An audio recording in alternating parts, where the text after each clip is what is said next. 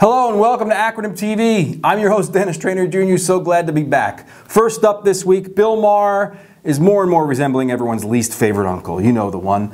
The aging baby boomer bro, personal space invader dude who begins every conversation with, "I'm not a racist, but can't we just round up all the Muslims and put them in a camp somewhere?" Truly, Bill Maher's America is a scary place. One that has zero capacity to take responsibility for its own actions, let alone for self-reflection or humility. No, Bill Maher is a nationalistic wingnut occupying the faux left wing of our myopic national discourse, waving the flag of American exceptionalism while upping the ante on his already established Islamophobia by asserting, get this, a separate but equal paradigm for Muslims and the rest of us. Go video. There was a big story this week about a 14-year-old Muslim American teenager in Texas who built a clock. He's a science kid, and that's great. Can we show the clock? Okay, and the people at the school thought it might be a bomb, perhaps because it looks exactly like a fucking bomb. But could we have a little perspective about this? Did the teacher really do the wrong thing? Yeah. I'm just asking about perspective. First, Okay. It would not have happened if he wasn't Muslim. No, okay, that's what I disagree with. We have policies, zero tolerance. The whole controversy is precisely because of the color of his skin. See, I don't think so. It's not the color of his skin. Yes, of course. It's not the color of his skin. And his religion. Excuse me, somebody look me in the eye right here and tell me, over the last 30 years, if so many young Muslim men, and he's young, 14, but that's never happened before. Right. Hasn't blown a lot of shit up around the world. We have zero tolerance in school for things that are suspicious. And, you know, maybe that doesn't look like a bomb, but it doesn't look like a clock. And if I'm a teacher... What if it had been a bomb? Yeah, exactly. And so the teacher is supposed to see something that looks like a bomb and go, oh, wait, this just might be my white privilege talking. Right, right. I sure don't want to be politically incorrect, so I'll just let it go. You know what the problem is in this country? One of the problems we got is this willingness to take sides in a fight like this without knowing what the hell happened. And it is amazing. Everybody goes right to their battle stations. I'm with the minority. The minority's right. Those teachers are wrong. How do you know? I wasn't there. You weren't there. The problem is I don't know. How do you know? Chris, everybody's an expert. It's all cartoon. Everything's a fucking cartoon. No. Bill, because you treated the only voice of reason, Jorge Ramos, only slightly better than he was treated by Donald Trump, and because the perspective you gleaned from the remaining clowns on your panel was so skewed, I offer this open letter to add to the perspective you claim to seek. Dearest Bill, you said, to the delight of your audience, that a homemade clock got 14-year-old Ahmed handcuffed and arrested from his school because for the last 30 years it has been one culture that has been blowing shit up, and because of that, Muslims should get used to the rest of us taking extra precautions. That wasn't a very good Bill Maher impression. While it's true the world is a violent place, it's hardly true that a single culture is responsible for all the violence, Bill. If we're keeping score, however, surely it is the American empire that tops the heap in blowing shit up. With 1,400 military bases spread out over the 120 countries, the invasive roots system of the old American oak tree you'd have us tie a yellow ribbon round is, to borrow a phrase from Martin Luther King Jr., true now as it was then and every moment in between, the greatest purveyor of violence in the world today. You ask us, Bill, in examining the story of Ahmed, to have a little perspective. So step back, my brother, outside the American exceptionalism bubble, and let's add a dash of honesty in your hash pipe and smoke it. Suck on this, Bill. The current iteration of American imperialism is emboldened by the homicidal delusion that goes by the name of American exceptionalism. What does that even mean? James Ledbetter describes it this way, quote, "The belief that God made a covenant with the founders of America and intended to use American civilization as an example for the rest of the world. However, Ledbetter notes that, problematically, quote, an appeal to the supernatural puts the idea of American exceptionalism on a similar plane with, say, the Jewish concept of being the chosen people, or the ancient Chinese idea that their country is at the center of the universe, which is to say, there is nothing exceptional about thinking that your civilization is exceptional. Nonetheless, the idea that the United States occupies a privileged and arguably unique place in history is critical to understanding the phrase American exceptionalism from Manifest Destiny's period to the present day. Ah, yes. Manifest destiny, the wind beneath the wings of colonial expansion. But the American empire no longer has to annex territory to expand its reach and control resources. That's so 19th century. Annexed, Bill, and this is important for perspective, is a cute little term to throw in civics exams so as not to upset youngsters too much about the blood on the hands of their ancestors. It means, quite simply, that Americans said to Mexicans living in what we now call California, but was once Mexico in 1846, quote, "I'm bigger than you, I'm stronger than you, I've got more gunpowder than you, and if that ain't enough, I've got God on my side. I got manifest destiny, yo." And furthermore, they said, and here I'm paraphrasing, "Do you want me to rape you and kill you like we did to those Native Americans? Or do you want to run along south of this new border I'm going to draw while I annex this joint?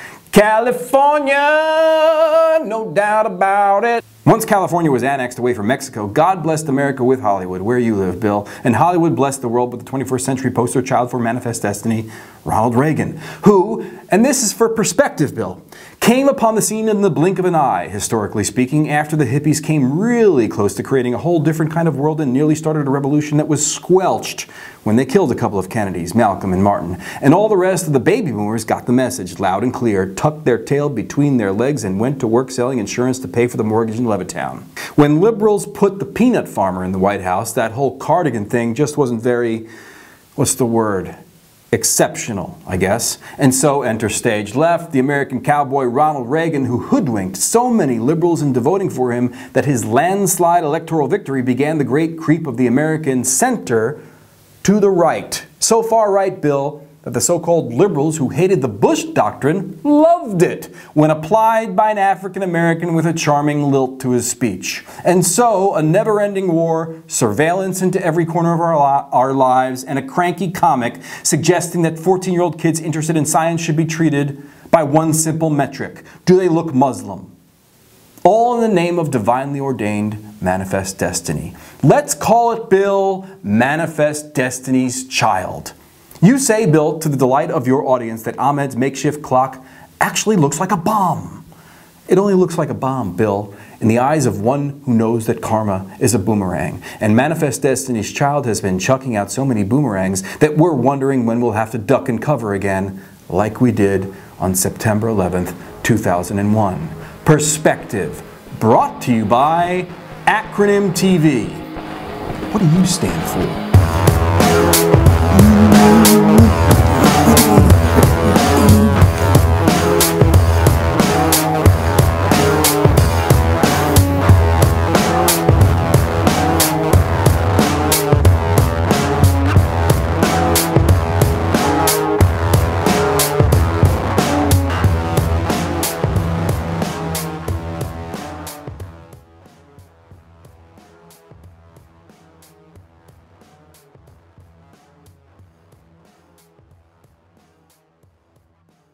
Hi, I'm Alona Minkowski from HuffPost Live, and I support Acronym TV because we need more independent media that cuts through the crap, tells you the truth, and can even make you laugh. So to become a patron of Acronym TV, just click the link in the video description.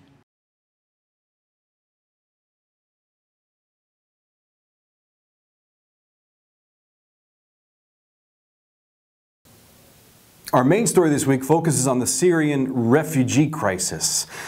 The flow of humanity fleeing from Syria with little but the clothes on their back, millions of Syrians have fled since 2011, is a crisis so big and with so many moving parts that cries like this one have mostly fallen on deaf ears. Imagine yourself in our place. You are a human. We are a human. You have kids. We have kids. That is, until that picture surfaced. Seeing it seemed to strike a global nerve and had some wondering if a picture this powerful could change things. That this would have to change, that it would have to stop. If only the world could agree on what this and it actually are. Like nearly everyone who has seen it, I found the photos of 3-year-old Aylan Kurdi waterlogged and dead on a beach in Greece completely devastating. The scope of the crisis, being as large it is, makes it difficult to take in. Identifying with an image of a 3-year-old drowned on a beach is a matter that is much more immediate. Now, for some, the tragedy begins and ends as a familial one. A father, tragically, is able to honor his son's last words to him, "Daddy, please don't drown." are the last words reportedly uttered by Aylan, even as he is unable to save the boy who made the plea, his brother and his wife. Now, if you're a parent, seeing Aylan on the beach and being carried off by a police officer, it's hard not to imagine your own children in the same circumstance. Is there someone whose children are not valuable to them? The children enrapture you. They wake up in the morning. Daddy, I want to play in the water. Is there anything in the world better than this? Everything is gone. For others, the tragedy is a deeper one because we somehow feel that it could have been avoided if only those to blame would have acted differently. But who or what is to blame? Some would say the blame lies with the smuggler who, trying to tap into what has become a business worth billions, growing even larger than the illicit trade in drugs and weapons, took unnecessary risks just to make some money. Others still can blame climate change for the crisis, as Erin Baker, writing for Time magazine, reminds us, quote, "From 2006 to 2011, large swaths of Syria suffered from an extreme drought that, according to climatologists, was exacerbated by climate change. The drought led to an increased poverty and relocation in urban areas, according to a recent report by the Proceedings of the National Academy of Sciences and cited by Scientific American. That drought, in addition to its mismanagement by the Assad regime, contributed to the displacement of 2 million in Syria," says Francisco Femia of the Washington, D.C.-based Center for Climate and Security. Quote, "That internal displacement may have contributed to the social unrest that precipitated the civil war, which generated the refugee flows into Europe. And what happened in Syria," he says, "is likely to play out elsewhere going forward." Indeed, as Jeff Biggers wrote in Common Dreams, quote, "Nearly 60 million people fled their homes in 2014. Within a generation, according to estimates by numerous client scientists and the international organizations dealing with migration, 150 to 200 million people could be displaced by the fallout of severe drought, flooding, and extreme climate." That is a lot of potential humanity washing up on an ever-shifting coastline. If only there was a leader on the world stage who can lead us out from the albatross that is the profit-fueled denial we suffer under into a cleaner, greener, safer future. Alaskans are on the front lines of one of the greatest challenges we face this century: climate change. You see, climate change once seemed like a problem for future generations, but for most Americans, it's already a reality. Deeper droughts, longer wildfire seasons, some of our cities even flood at high tide. It's our wake-up call. The alarm bells are ringing. And as long as I'm president, America will lead the world to meet this threat before it's too late. Listening to Obama speak right there, I'm full of hope, kinda. I'm full of it. I'm full of hope for the possibility of real change in the world. I'm fired up, ready to go. But then about an hour later, I feel empty again. Obama is like Chinese food that way. You crave it. You want the spring roll, you want the scallion pancakes and the deep-fried tofu. You devour it, you feel full. But about an hour later, you're starving again because you read the fortune cookie that says, "And all the above energy policy is the path to economic growth, but it's also flooding, extreme weather, drought. Proceed with caution." There it is again, economic growth, a demand of capitalism trumping horrible Hispanics, crime, and all the anchor babies. Not you, Donald. Economic growth taking priority over the climate catastrophe that has already making parts of the world look like a Mad Max movie. Others still would blame Syrian President Bashar al-Assad, and surely al-Assad should shoulder much of the blame. As climate change drove more and more Syrians into urban centers, those urban centers became the site of horrific destruction, as Assad bombed areas where insurgent rebels, terrorists, or what he calls those seeking to oust him in the country's civil war, are located. And Assad, unsurprisingly for his part, blames the West. He blames us. Made the point that the United States had been willfully blind to the efforts that the Syrian government had made in battling ISIS on the ground, and there's been no coordination whatsoever, he said, between the United States-led coalition and the Syrian government when it comes to fighting ISIS. The question is not about whether Europe is taking refugees or not, but about the necessity to remove the prime cause of the issue. If Europeans are concerned with the fate of the refugees, they should stop supporting terrorists. This is our opinion on the problem. This is the essence of the whole refugee issue. And what of that? We noted that in 2006, Syria started to experience extreme drought, which contributed to poverty and in turn contributed to the migrant crisis. Was anything else, I wonder, brewing back in 2006? Our Syria chapter goes back to 2006.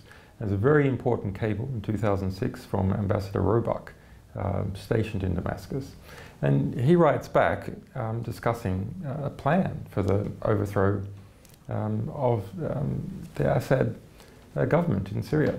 And that plan is not, well, we should, support the opposition and so on through better media planning and so on. It's to use a number of different factors to create paranoia within the Syrian government, to push it to overreact, to make it fear that there's a coup, to use its maneuvers against Islamic extremists against it. So when Syria says we have a problem with Islamic extremists crossing over the border with Iraq and we're taking actions against them, to take this information and make the Syrian government look weak, the fact that it is dealing with Islamic extremists at all. And then most seriously, to foster tensions between Shiites and Sunnis. In particular, take rumours which they know to be false and say in the cable they know to be false or exaggerations and promote them, that Iran is trying to convert poor Sunnis and to work with Saudi and Egypt to foster that perception in order to make it harder for Iran to have influence and also harder for the government to have influence in the population. In fact, collapsing Syria has been a U.S. foreign policy objective since the days after the Twin Towers fell. General Wesley Clark has been telling anyone who will listen about a day he visited the Pentagon in the wake of 9/11 and heard about classified plans that were in place to take out 7 governments. And by that time we were bombing in Afghanistan. I said, are we still going to war with Iraq? And he said, oh, it's worse than that. He said, he reached over on his desk, he picked up a piece of paper, he said, I just got this down from upstairs, meaning the Secretary of Defense's office today, and he said, this is a memo that describes how we're going to take out 7 countries in 5 years, starting with Iraq and then Syria, Lebanon, Libya, Somalia, Sudan, and finishing off Iran. And sure enough, according to a June 2012 New York Times article, quote, a small number of CIA officers are operating in Turkey secretly, helping allies decide which Syrian opposition fighters across the border will receive arms to fight the Syrian government. In that context, the narrative expressed by Manar Mahawish, writing at Mint Press News, makes sense. Quote, foreign powers have sunk Syria into a nightmare combination of civil war, foreign invasion, and terrorism. Syrians are in the impossible position of having to choose between living in a war zone, being treated by groups like ISIS and the Syrian government's brutal crackdown, or faring dangerous waters with minimal safety equipment, only to be denied food, water, and safety by European governments if they reach shore. Imagine yourself in our place. You are a human. We are a human. You have kids. We have kids. The United States had a chance, as some war hawks, even those who possess peace prizes preemptively, would frame it, of going to war with Syria over the use, allegedly, of chemical weapons.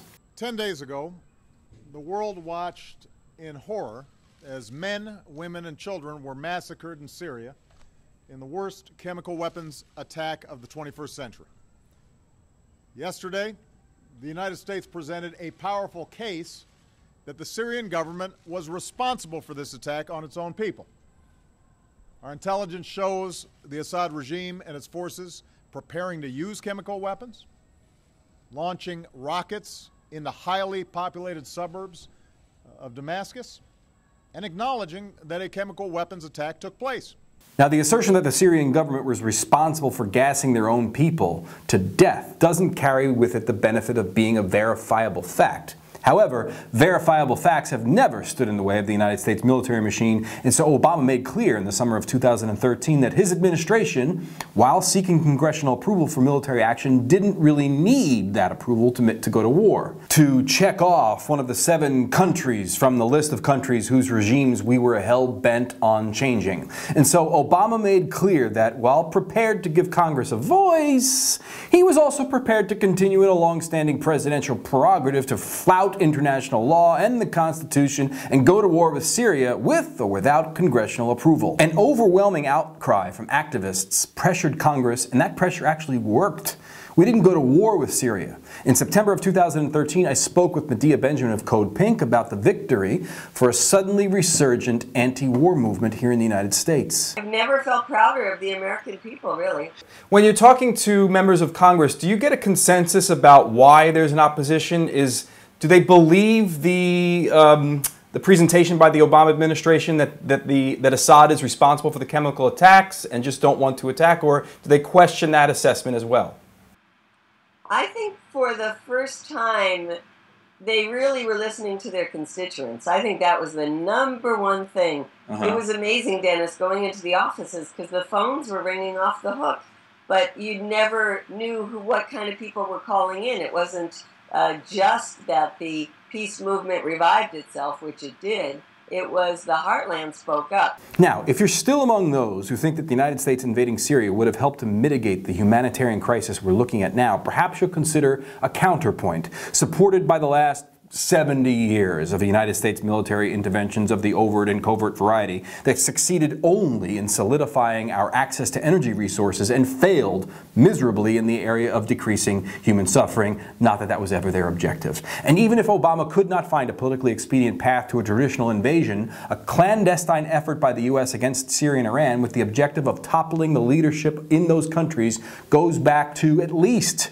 2007, as has been widely reported by Seymour Hersh in The New Yorker. And so you will not be surprised to note, it never was about chemical weapons, it was about the oil. As reported in The Guardian in August of 2013, massacres of civilians are being exploited for narrow geopolitical competition to control Mideast oil.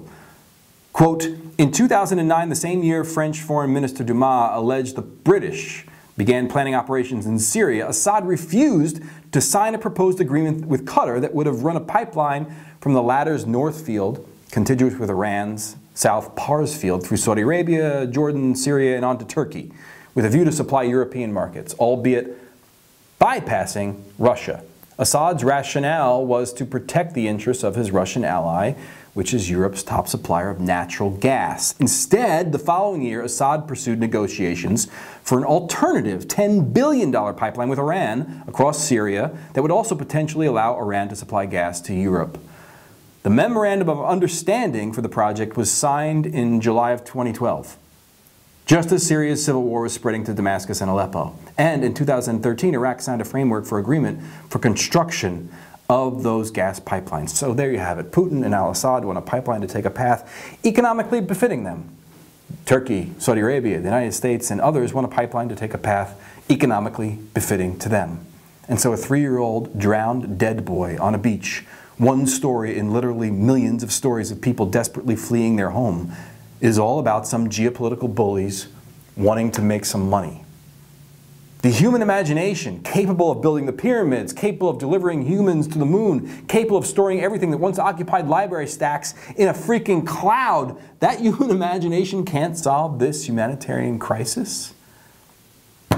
Slavov Zijeck, writing for In These Times, states, quote, the most difficult and important task is a radical economic change that should abolish social conditions that create refugees.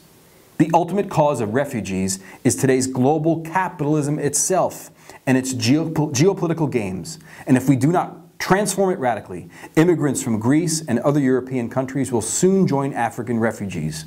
When I was young, such an attempt to organize to regulate commons was called communism. Maybe we should reinvent it. Maybe this is, in the long term, our only solution. I don't think communism should replace capitalism when it crumbles. And yes, it is crumbling. The term communism has too much negative baggage. But The system we have now will continue to deliver more and more eilons until we can bring it down and replace it. We have decades of geopolitical engineering by the American empire to overcome. Is our collective imagination up to the task? Because this has to stop. It has to change. Imagine yourself in our place. You are a human. We are a human. You have kids. We have kids.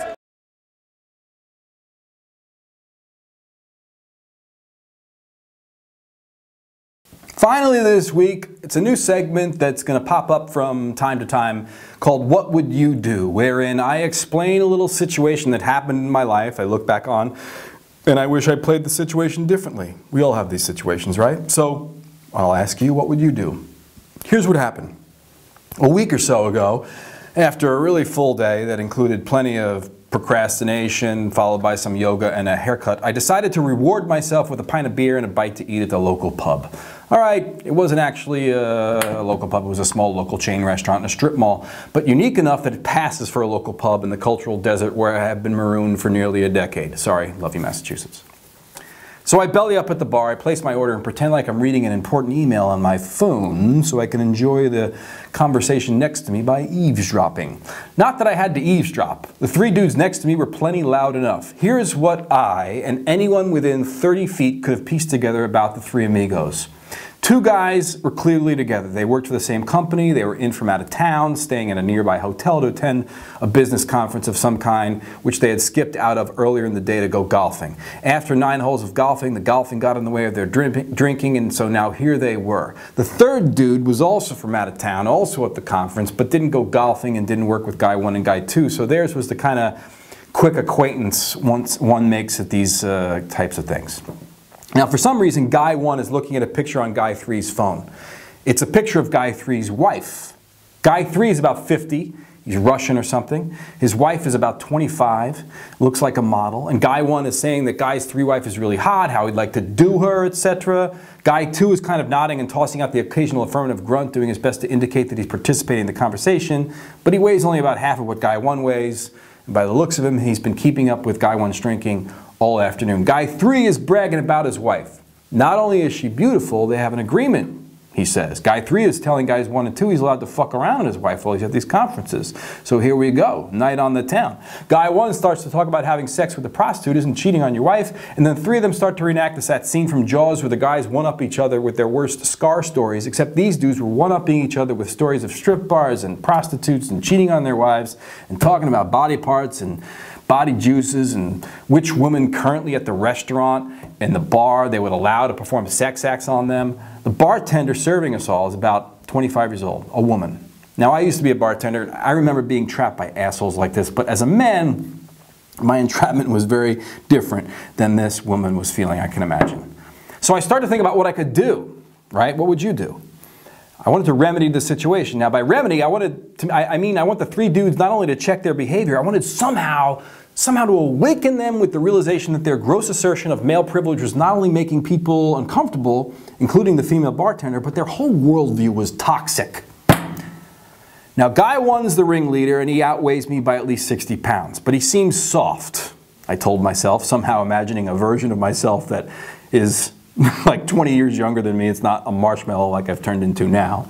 Now, I bring this up because as a man, nature and perhaps nurture have made me assess whether or not I can resolve each situation with violence. To clarify, I didn't want to punch this person in the face, mind you. I'd rather destroy him with a brilliant verbal jab. I just hadn't thought of one yet. But I have to mentally size up the situation to assess whether opening my mouth could get me hurt or killed. Because it could.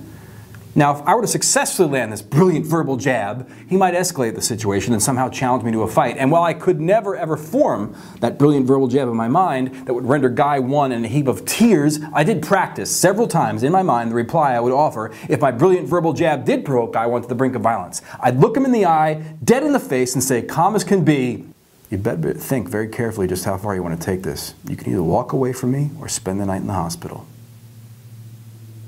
Not that I could back up that threat, but I'm a decent actor, and a serious bluff like that would be my best chance at winning. Actually, it never came to that. I paid my bill early, leaving half my dinner unfinished, and tipping extraordinarily well. Guys 1, 2, and 3 remained behind, terrorizing the establishment for an unknown amount of time after my departure. And so I wish I'd handled the situation differently. What I want to know is, what would you do? Let me know in the comments below. Thanks very much. That's our show for this week. I'm Dennis Traynor Jr., the host of Acronym TV. Check out the new website. Get on our mailing list. Look in the links in the video description to support the show. Share the videos. Thanks very much. Peace.